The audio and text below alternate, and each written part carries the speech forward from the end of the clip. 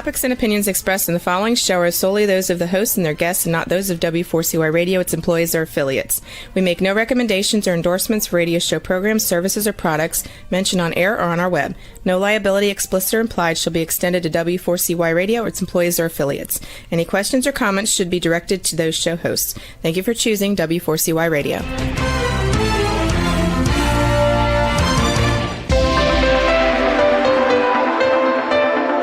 Churchill said, "Those who fail to learn from history are condemned to repeat it." Kevin Hallinan believes that certainly applies to business.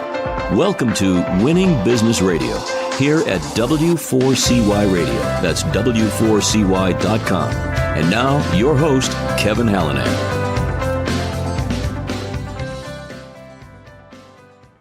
Thanks for joining in today, everybody. I am Kevin Hallinan, and welcome back to Winning Business TV and Radio on W4CY.com. We're streaming live on Talk4TV.com, in addition to at Winning Business Radio on Facebook. And of course, we're available in podcast after the live show on wherever you get your podcasts, including YouTube, iHeartRadio, Spotify, Apple. Again, everywhere you can find a podcast, you will find us.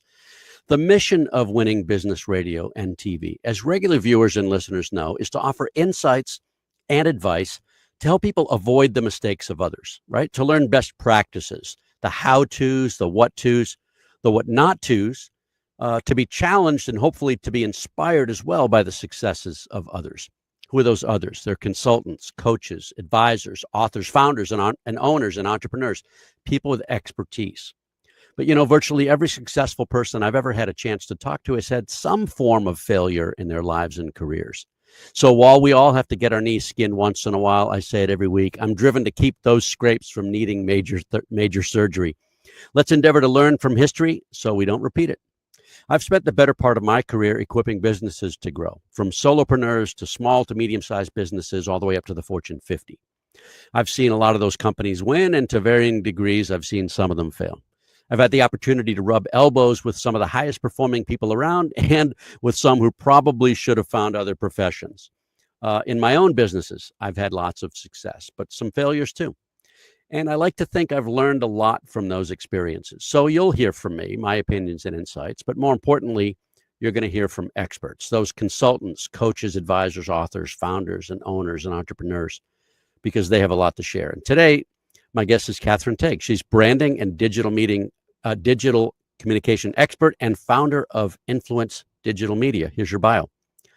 Kathryn was the senior executive editor of the Good Men Project, the world's leading progressive men's publication, for 9 years, and was the director of media partnerships and social media branding, strategy, and content for 6 years. She's been a writing coach, storytelling coach, and book development coach since 2016, with over 100 titles in her editing and publishing portfolio. Of those, over 99% have been listed on the bestseller, best new release, and top-selling books on Amazon. She works with high-level influencers, entrepreneurs, and coaches to bring their stories to life and elevate them to the status they deserve. Influence Digital Media provides comprehensive branding and digital communication services. Kathryn and her team specialize in growing personal and business brands for entrepreneurs, multi-million-dollar companies, that was an M, not a B, offering full-service social media, content, and branding from strategy to implementing and analytics. Kathryn, welcome to Winning Business Radio. Thank you for having me. My pleasure. I appreciate you taking the time. I know you're busy. I always like listeners and viewers to get a sense as to where people came from, both personally as well as professionally. So let's start here. Where'd you grow up? I grew up in the Midwest. Okay. More specifically? Michigan and Chicago. Okay. And so in those two areas in Michigan, what ages, what was it like to grow up there? And when did you get to Chicago? And what was it like to be there? I was born in Lansing, Michigan. Mm-hmm. My parents were both students at Michigan State University. That's where they met. Yeah. Got married, had me and my sister. They separated and got divorced before I was 10.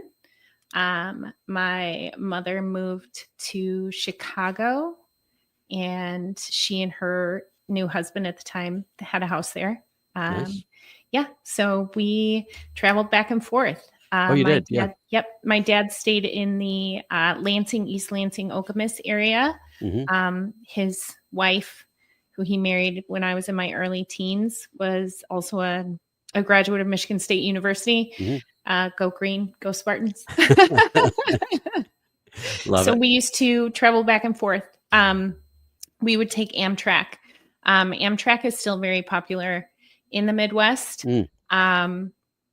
not just to move products, but to Yep. actually move people. Yeah. It's really common for people to grab the train in Kalamazoo, especially is where we used to grab it, and take it down to Niles, down to where Notre Dame is, across to Chicago, Illinois, different places. So my sister and I my dad would put us on the train in Kalamazoo, Cool. and we would ride the train back in Ride the rails. That's an Ride the adventure, right? rails. Yeah. Yeah. Yeah, absolutely. We each had a little backpack. This is obviously before cell phones or tablets. And so we have books and coloring stuff and card games and a little bit of money for the snack car. Nice. And the Amtrak station was in the basement of the building in downtown Chicago that our stepdad worked in. So when our train would get in, he would just come down from his office and grab us, and we'd hop on the L, which is the above ground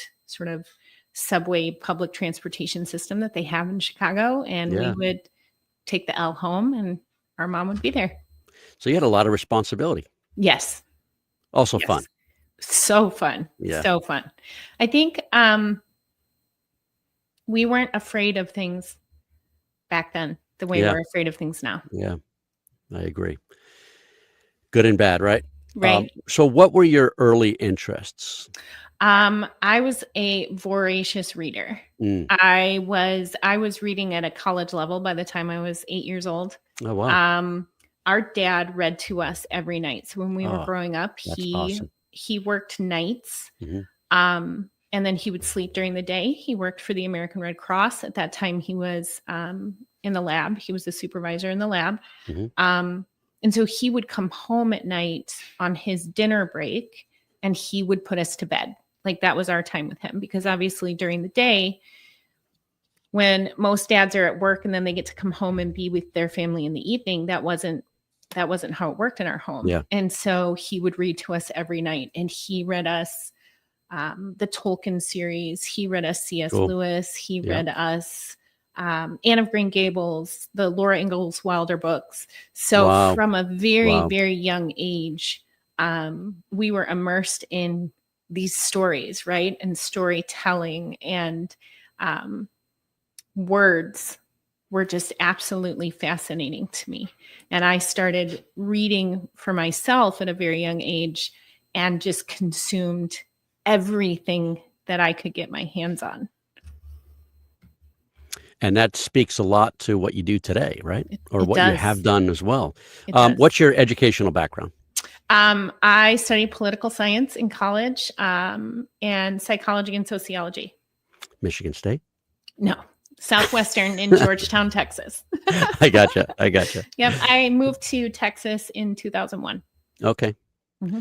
And why did you choose those majors?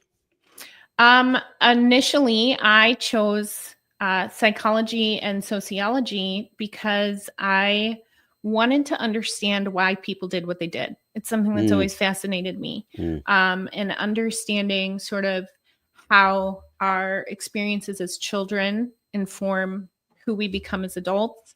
I started reading about shadow work, Carl Jungian philosophy in high school, and was just really fascinated by it, and sort of got into the question of, ethics and things like that. And so went into that in college with the plan of then going to law school. 2 semesters in, psychology kicked my butt. It was nothing like what I had thought it was going to be. Yeah. I wanted to understand people, and it was really clinically focused. Okay. And I noticed that it was heavily focused on treating sort of the symptoms and not the root cause. Okay. And I had always also been really fascinated by politics and the history of politics and the theory of politics. I love America and I love being an American.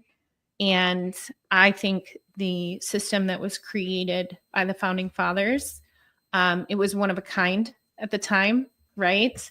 And the ideology that they were building off of. So, the theory of civil disobedience and what it can look like if you allow people to be in control of their own lives was always really fascinating to me. And I had taken some really amazing political science classes as electives my freshman and sophomore year in college. And halfway through my sophomore year, I was sitting with my advisor and I was like, I am not loving this.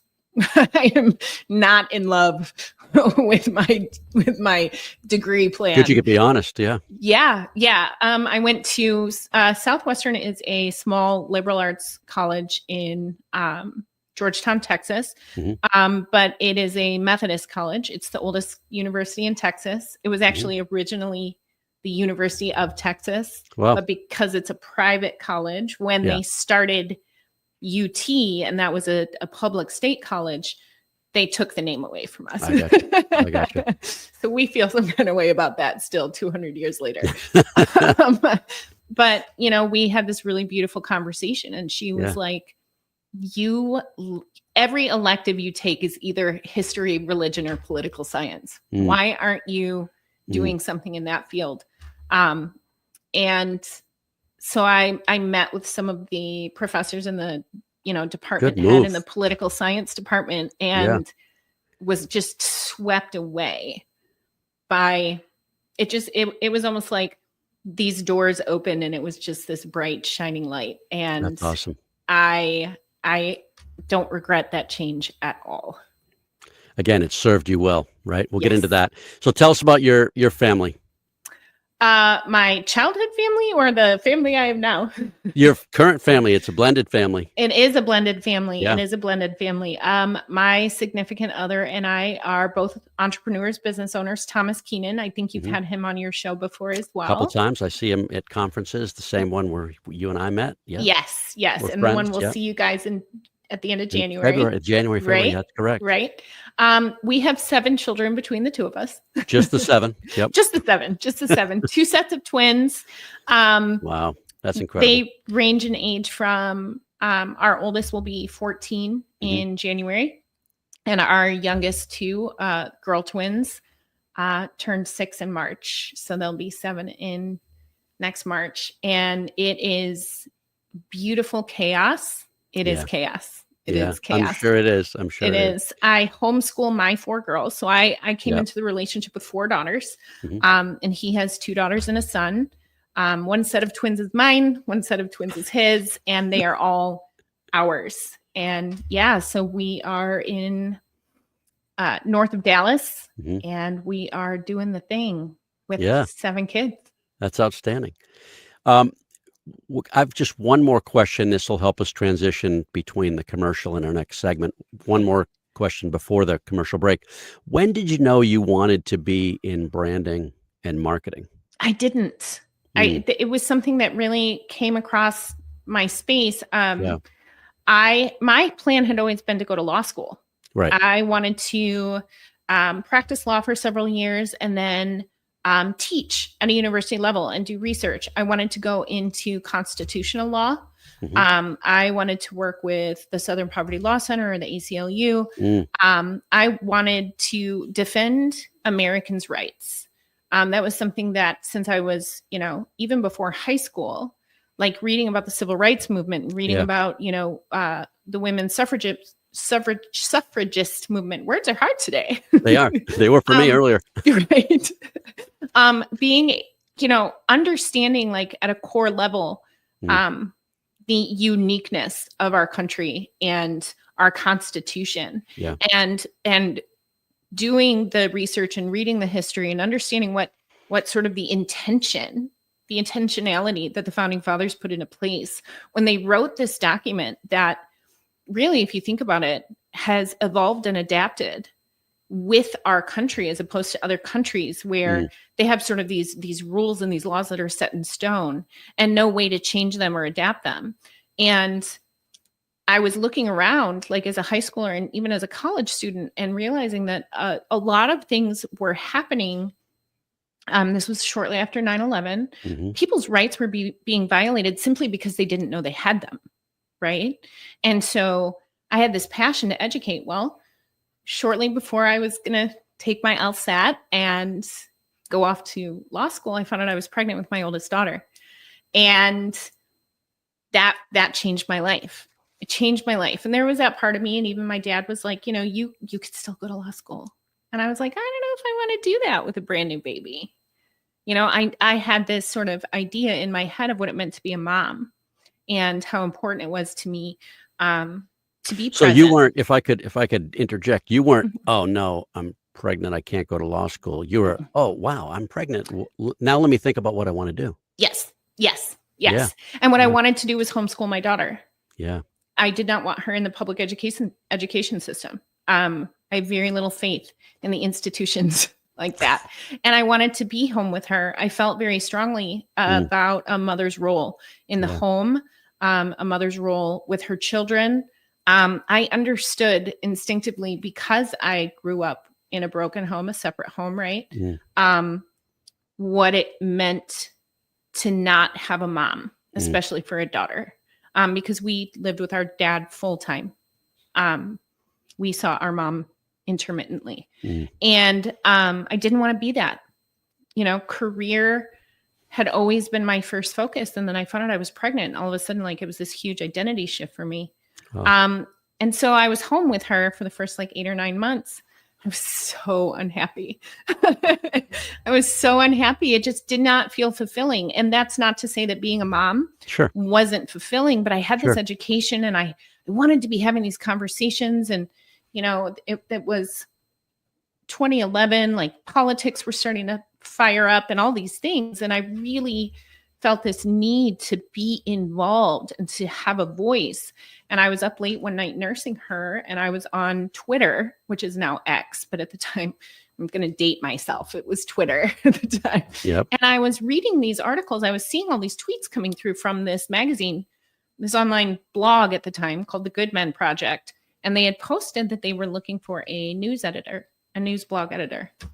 And so I messaged them, and their publisher, this woman, Lisa Hickey, who is phenomenal. And I am forever grateful for the space she gave me to learn, messaged me back. And I just told her, I said, hey, I have no experience in online publishing. I have no experience as a journalist, but this is my background and these are my experiences. And I would love to be a part of this. And I understand if I'm not a good fit to be an editor. I'd never written a blog before. I didn't know how to use WordPress, any of those things, but I would love, even if it's just helping to promote things. And this is way back before social media is what it is now, or was what it is now. And she and I got on a call on Google Meet. It used to be called something else like Google Chat or something like that. And because it's before Zoom, right? It's back when we were still using Skype all the time. Yep. And she said, it's me and our executive editor and another lead editor and 2 writers, and that's it. But if you want to give it a try, and I was off to the races. All right, let's come back to that thought in just a minute. We'll be right back with Kathryn Tague after this break. You're listening to Winning Business Radio with Kevin Hallinan on W4CY Radio. That's W4CY.com. Don't go away. More helpful information is coming right up, right here on Winning Business Radio. Have you ever dreamt of being on the radio? Well, now is your chance. Be a radio show guest on the #1 ranked internet radio station and promote you and your business for free. Yes, you heard it, free. Business advertising right here on W4CY.com. Call 561-506-4031 now to get booked on one of our shows. That's 561-506-4031. Get your free advertising now. And now back to Winning Business Radio with Kevin Hallinan, presenting exciting topics and expert guests with one goal in mind, to help you succeed in business. Here once again is Kevin Hallinan.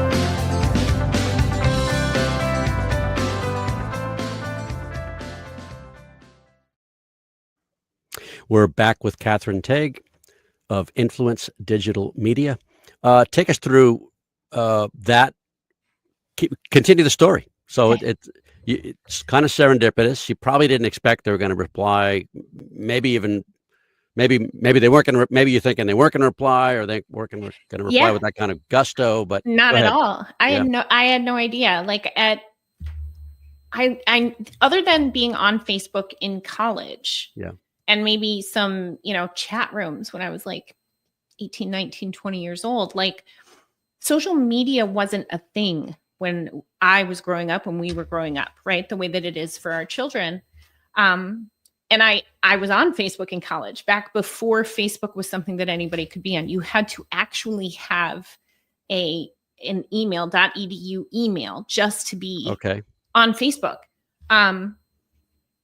And it wasn't somewhere to promote things. Like when I started with the Good Men Project at the end of, 2011, beginning of 2012,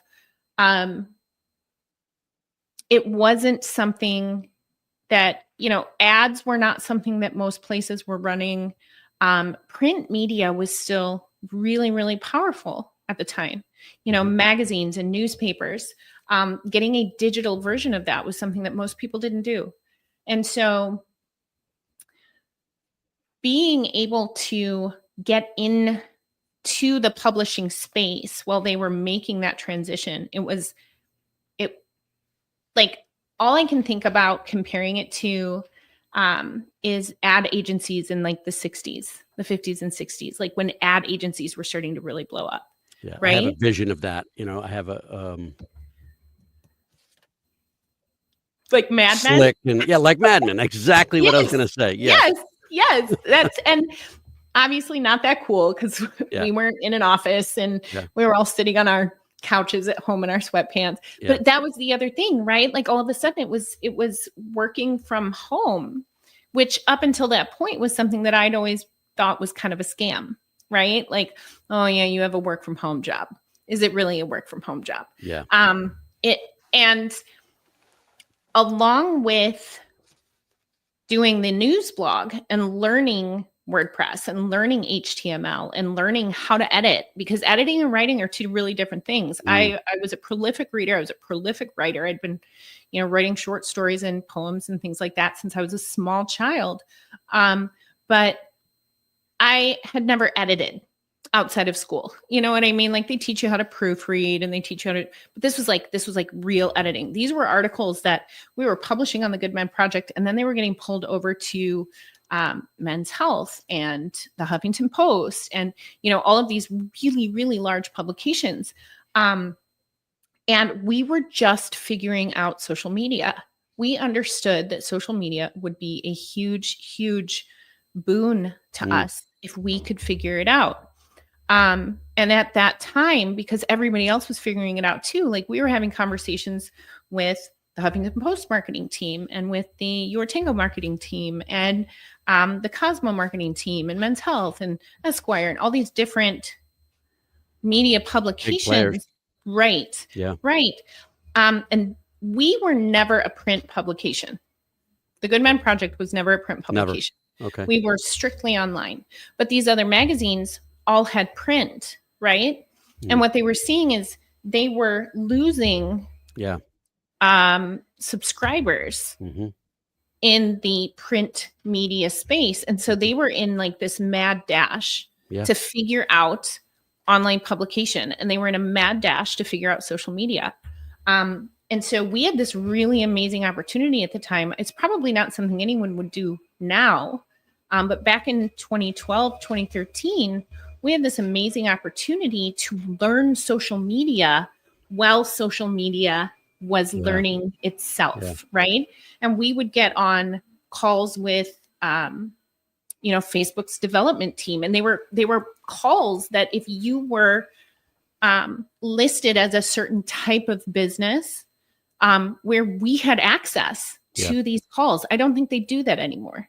They maybe still do developer calls, but like we had contacts at Google. We had people who were like leading the charge to grow these platforms who wanted us to utilize them, and we wanted to learn. And instead of going out and looking for like a marketing agency or people who knew what they were doing, Lisa was amazing. And we were bootstrapping it at that point. Mm-hmm. Ad spend is tiny. We were getting paid, 62 cents per 1,000 clicks. So getting as much traffic in as possible was priority.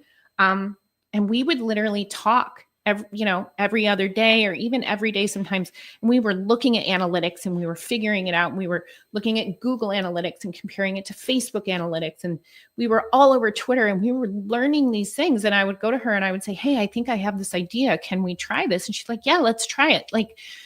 And then we would pick it apart together and we would make adjustments together. And so not only was I learning branding and social media in the branding and social media infancy, I had a leader and was in a position with this leader in our leadership team. And then as a leader myself, to be given this time and space to try new things, to strategize. It's a rare opportunity. Really, really, I credit her and the Goodman Project with so much of my willingness to think outside the box, to being a solution-based leader versus someone.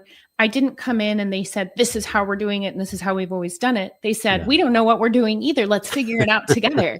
And being in that environment, especially when we're talking about learning something like social media, which is constantly in flux. Mm-hmm. It's constantly even today, changing.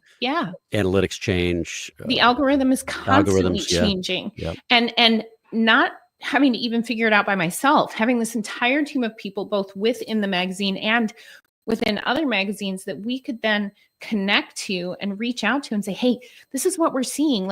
We woke up to this and our views are through the roof. What did we do? We don't know. Let's figure it out. Or, wow, our views tanked. I remember there was a point in 2013, late 2013, early 2014, that they changed all of the algorithms and they were no longer, they wanted everyone to go to pay to play.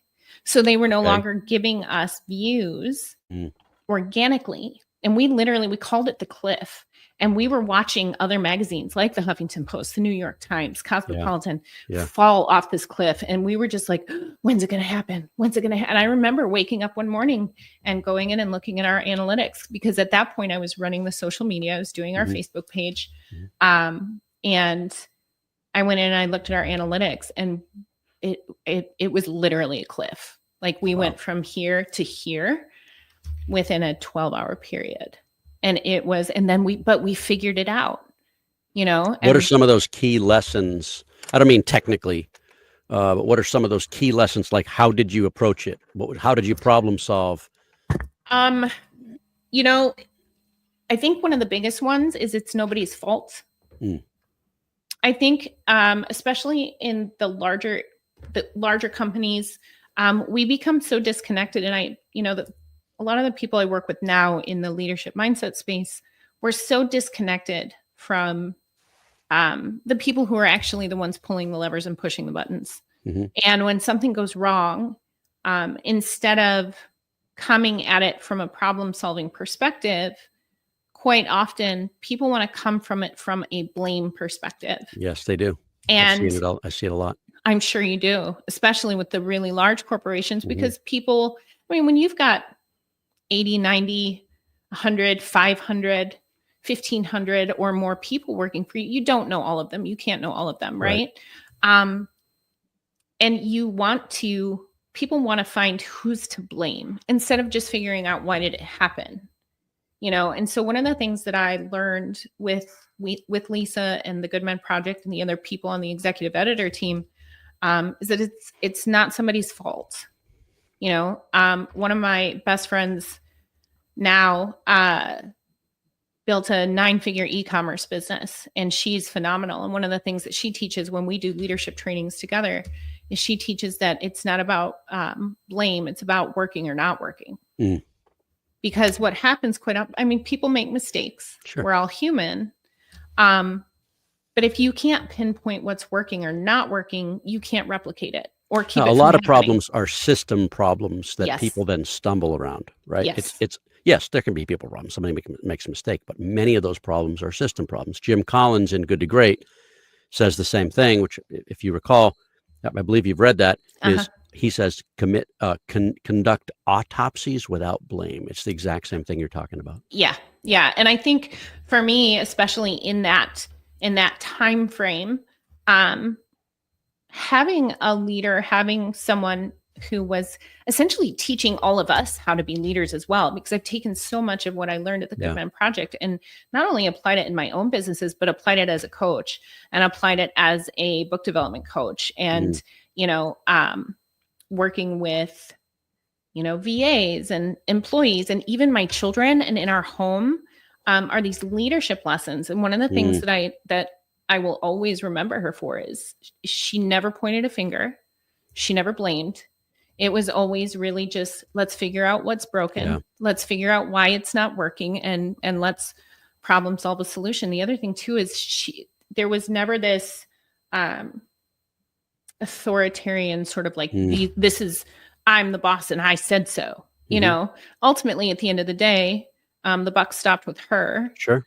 And so she did have to make the final decisions, but she walked into the experience or the meeting or whatever it was, willing to hear what everyone had to say. And I have definitely taken that forward, even into, the online, the book publishing space, because I've worked with companies and other editors and publishers who are like, no, this is just how it is. And this is just how it's going to be.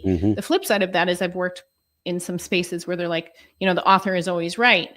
And I think one of the things that I've learned is being able to have these sort of open conversations where everybody comes to the table, everyone voices their wants, their needs, their feelings, their opinions, and then we get to create a solution. There is not one size fits all to anything, branding, marketing, social media, book publishing, book writing. There is no cookie cutter to any of it. And if we come into any situation, whether it's problem focused or, figuring out what's working, what isn't working, and we're willing to look for a solution versus pointing a finger and blaming or laying down the hatchet and saying it's my way or the highway, we're going to move a lot faster and we're going to have a lot more success than if we're just, ironclad in our opinions. You took the words out of my mouth. You're spot on. All right, we're going to take our second break right here. We'll be back in about 60 seconds, Kathryn. Everybody, we'll see you on the other side.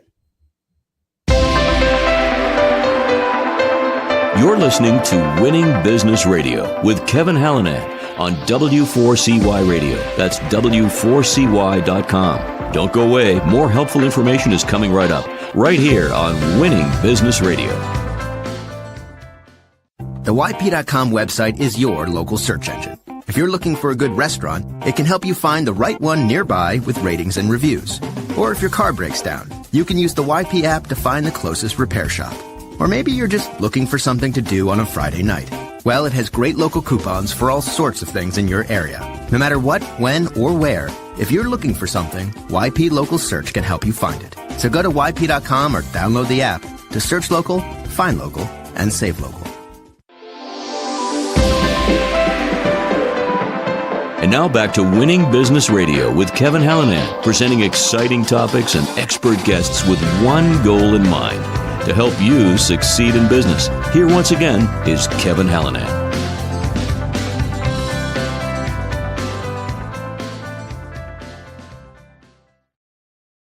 We're back with Kathryn Tague of Influence Digital Media. So take us from, first, I want to know what happened, why you left, and how you got to Influence Digital Media. Yes.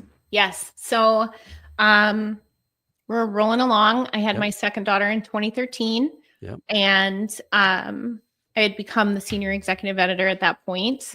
And we were doing, booming on social media. We had all these amazing media partnerships. We had grown just unbelievably, like what we were able to create. We were, at one point we were getting 10 million unique views a month. Wow. And I had an editor and a writer who had been with the magazine for quite a while, who came to me and he was like, I wrote a book. And I was like, that's amazing. And he was like, I want you to edit it. And I was like, I don't know how to do that. And he was like, cool. I don't either. I've never done this before. Let's figure it out together. And again, that goes back to my whole life, really, this amazing opportunity to have people in my space who are like, hey, we're going to figure it out. Hey, let's figure it out. There's also hey, trust, yes, inherent trust. In I that. was going to say, and they're looking at me like, hey, you're a really good problem solver. Will you help me figure this out? At the time, Amazon KDP, which is print on demand, and their KDP, their Kindle Direct platform, was called Create Space. So Kindle was separate. Kindle wasn't really a thing. eBooks were just becoming a thing at that point. And they had Create Space. And so this author had created his own publishing company, because back then self-publishing was something you could do, but there was a long process to it. So it was actually easier at the time for him to create a publishing company. We had a cover made and we learned Create Space. At the same time, another woman who had written for me for a long time at the magazine came to me and she said, I wrote a children's book. And I was like, that's amazing. And she was like, will you help me get it published? And I was like, sure. This is becoming a theme. Shortly thereafter, I had several of my editors, and even one of our executive editors, who were already published authors, were like, the publishing game is changing. Publishers, even large publishers, aren't really doing any marketing for you unless you are a big name. And we need to promote these things ourselves, and we don't know how to. Can you help us with our social media? And I was like, I don't know. They were like, we'll pay you. And I was like, oh, all right now. You can get paid doing this? And, all of a sudden in, late 2015, early 2016, Influence Digital Media was born. I was editing books. I was helping people publish books. I was running social media. I was teaching people social media. I was going into mid to large businesses that were like, oh my gosh, we have to learn social media. And I was training their in-house marketing teams because they had marketing teams in place, but we just didn't know what social media was capable of at that point, right? We were learning through the elections in 2015, 2016. We were, for the first time, really, we were starting to see the power that social media had.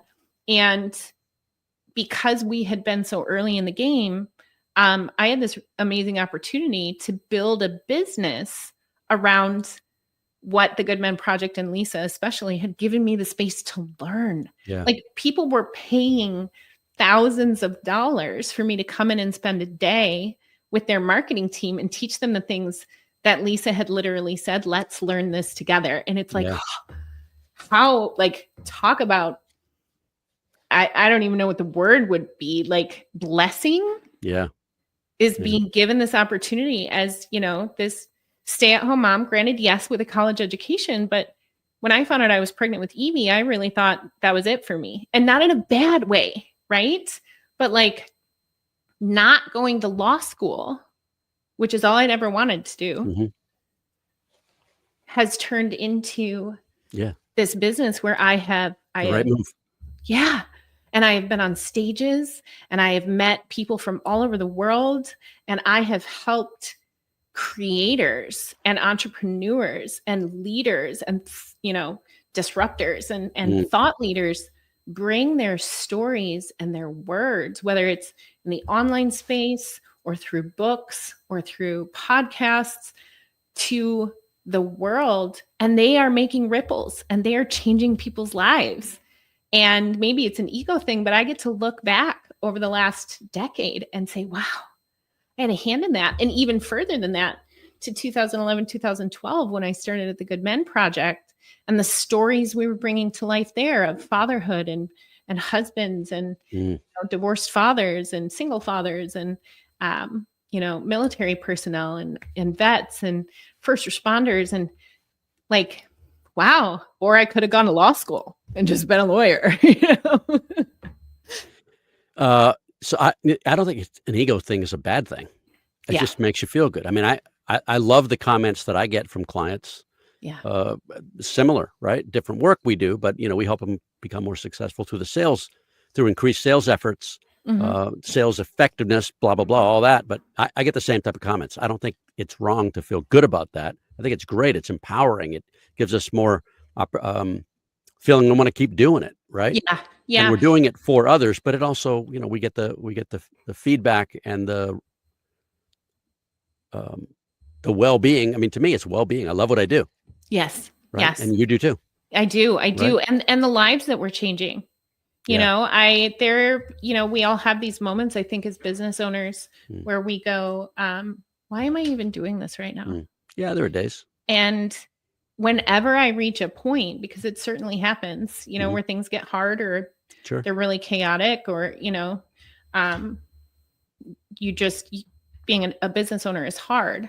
And, where we have those moments where we're like, I don't want to do this anymore. Why am I even doing this? Does this even matter? And every single time, I will hear from a past client, one of my authors, it'll be a quick text, or it'll be a Facebook DM, or they'll tag me in a post and it's like, I can't believe it's been 5 years since I published my best-selling book, and, this, that, and the other thing. And I couldn't have done it without you. I'm still connected to people who wrote for me at the magazine 10 years ago, 11 years ago, 12 years ago.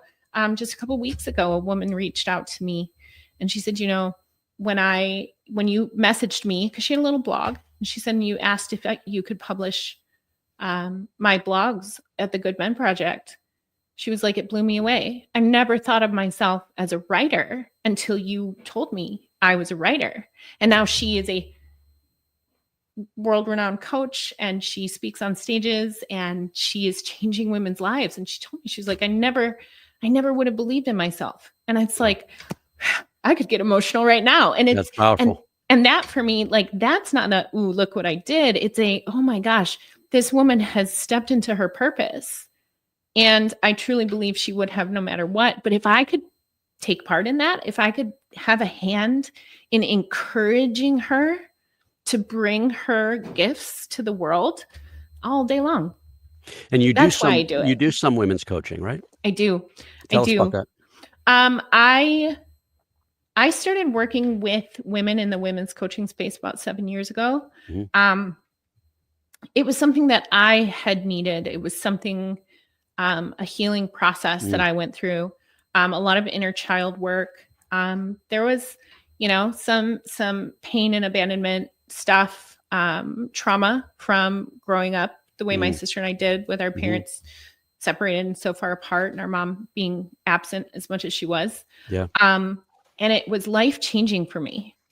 And I started doing it because I was having daughters. Yeah. And I did not want my daughters to move forward with the same wounding that I had experienced. Not that the homes were the same, but generational trauma is real. And we respond to things certain ways because of the programming we receive as small children. And it was life-changing for me. And it was one of those things where, sort of like with the editing and the branding and social media, it didn't start out as something where I was like, oh, I can monetize this. Oh, I could turn this into a business. It was something that was powerful for me. And I started talking about it on social media. I had women messaging me and saying, this is kind of what I'm facing. This is what I'm experiencing. Can you walk with me? Can you sit with me? Can you talk to me? And these women just needed to be heard, and they needed to be seen. And I did that. I did that at the magazine. It was something I didn't even understand what coaching was at the time. Yeah. And I had one of my lead editors write a testimonial for me.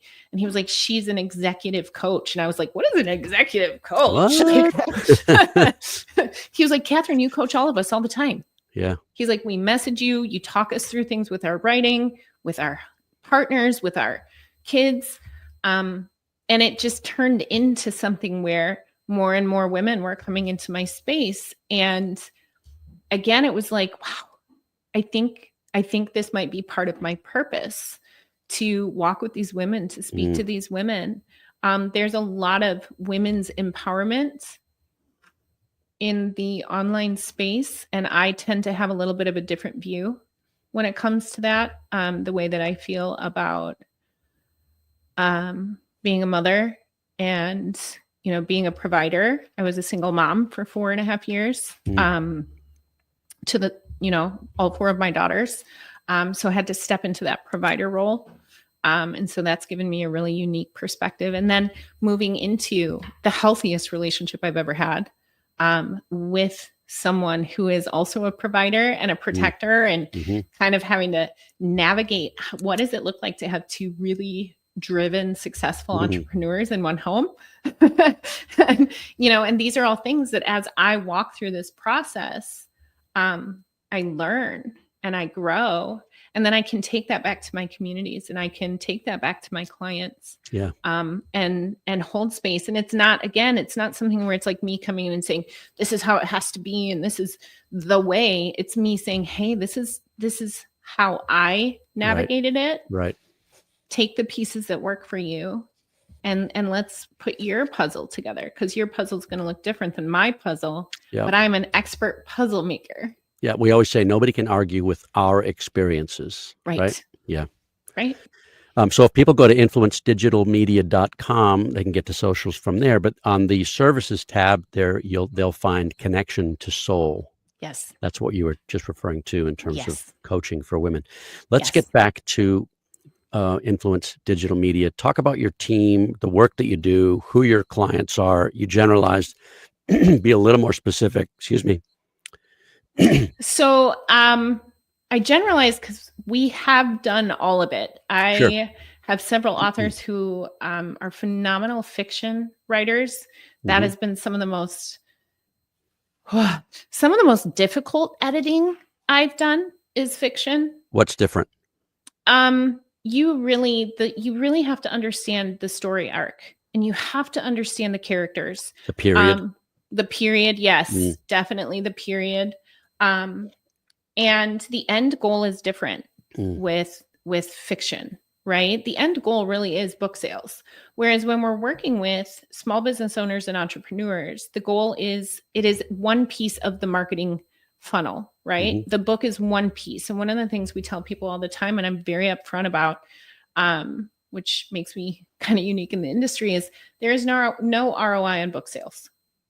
So you are not going to make back your investment simply from selling books. You're just not, unless you've got 500,000 followers and you're pushing it really hard. Right. Or you're a big name that's already, right. on the radar. I do have authors who have that level of following who do make an ROI in the book sales. But the majority of people, a book for an entrepreneur or a small business owner is to position you as an authority in your industry. It is to give you street cred. It's also to drive people into your network, right? It's one piece of the know, like, trust formula that we follow for social media and branding. It's how you get on stages. It's how you get onto podcasts. It is one more piece of a larger web of networking and marketing. With fiction, though, you're telling a story. And now we're telling stories in the nonfiction, personal development, business type books, but it's really just focused around the author. And so it's very easy to kind of keep track of who the character is, right? Because they are the main character. Whereas when you're talking about fiction, sometimes you'll have 3 or 4 main characters, and then a whole host of characters underneath. And so it's much more involved, and it's a lot of fun. I've done some children's books. I enjoy children's books because of the art involved in it. And I like them because of the big pictures and few. Yes. No, I'm just kidding. Yeah. No, the big pictures are fun. Yeah. They're very labor intensive. People don't understand how labor intensive children's books are. There is a much larger team that has to be involved when we're talking about children's books or graphic novels, because the layout has to be so particular. And especially when you're talking about, the digital version, you have to bring in someone who isn't just a graphic designer. They actually have to know how to code. And so that I don't do children's books anymore. Wow. It's very labor intensive. The majority of the people I work with are small business owners and entrepreneurs. I have the network in place for that. So as we get closer to the book publication, we have someone to help with the podcast tour. We have people in network who, if they want to order books in bulk, if they don't want to go through KDP and they want to do it on their own website, we know people who can build the website, build the landing pages, help them with their CRM. There's a lot of moving parts when it comes to that. And because I've been in the space as long as I have, thankfully, I have the network in place that if it's not something we do in-house, it's something that we can certainly bolt on to our services. Listen, we are almost out of time. This has been really good. I've enjoyed this. I've learned a lot here, and you can tell your passion. Tell us who in the listening and viewing audiences should reach out to you and why. Small business owners and entrepreneurs who want to position themselves as an authority and an expert in their space. I also love working with people who have an amazing course or they have an amazing offering and they just can't get eyes on it, right? And that's more from the branding and social media perspective. Right.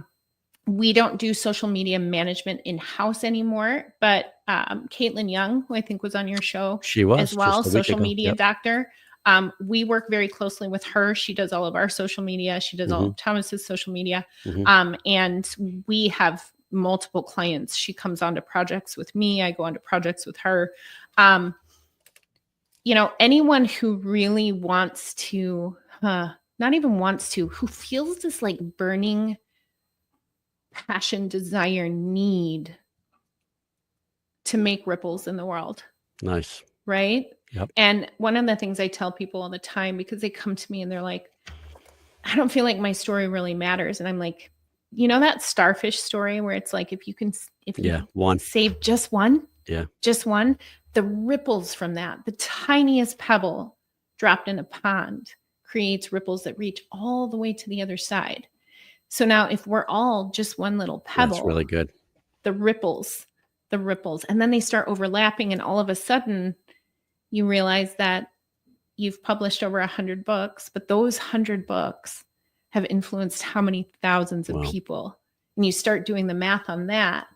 And it's like, wow, I have had a hand in touching millions of people's lives. That's awesome. And that's a good place to end right there. That was like a mic drop moment right there. I have no idea where it came from. Oh, that's really good. Thank you for being here, Kathryn. We really appreciate it. Thank you for having me. Anytime. And thanks everybody for watching and listening. This is a show about business and business challenges. If you've got concerns about the sales effectiveness of your company, whether your sales team is you or very large or some between, feel free to reach out to me, Facebook or LinkedIn at Winning Business Radio. You can drop me a note, kevin@winningbusinessradio.com. Our company is Winning Incorporated. We're part of Sandler Training. We develop sales teams into high achievers and sales leaders into true coaches and mentors. Hey, we're not right for everybody, but maybe we should have a conversation. Thank you to Juan, producer and engineer, for another job well done. Be sure to join us again next Monday at 4 p.m. Eastern. We'll do it all again. Until then, this is Kevin Hallinan. You have been listening to Winning Business Radio with your host, Kevin Hallinan. If you missed any part of this episode, the podcast is available on Talk4 Podcasting and iHeartRadio. For more information and questions, go to winningbusinessradio.com or check us out on social media. Tune in again next week and every Monday at 4 p.m. Eastern Time to listen live to Winning Business Radio on W4CY Radio, W4CY.com. Until then, let's succeed where others have failed and win in business with Kevin Hallinan and Winning Business Radio.